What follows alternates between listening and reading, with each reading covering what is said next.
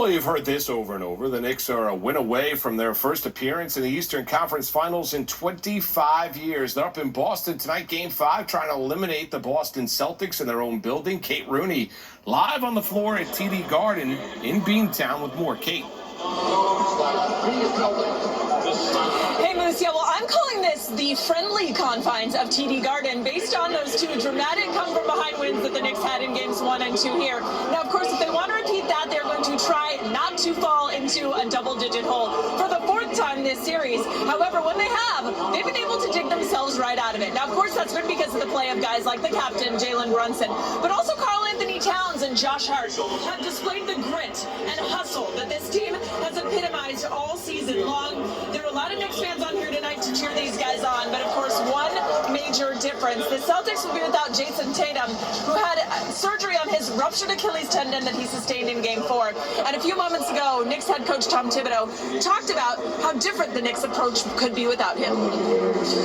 Tom, how does the Celtics not having Tatum available affect your approach tonight?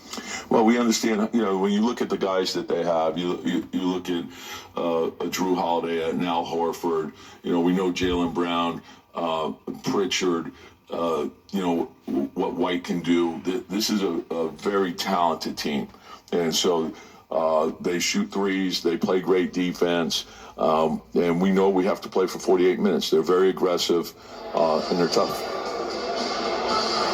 Yeah, so Tibbs thinks the Celtics do have a chance to rise to this occasion, and of course, even if they win tonight, they still have two more chances to get it done, but the Knicks, of course, could punch their ticket to the Eastern Conference Finals with a win tonight. Moose?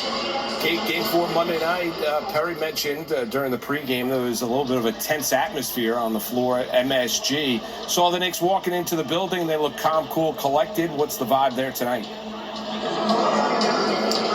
Yeah, that's exactly right, Moose. It feels a little more light in here tonight. Lots of joking around amongst the players and the assistant coaches during warm-ups. Just loose overall is the vibe here tonight. And I mentioned they are being greeted by a very friendly and large group of Knicks fans. Definitely the most fans we've seen out here in Boston so far this series.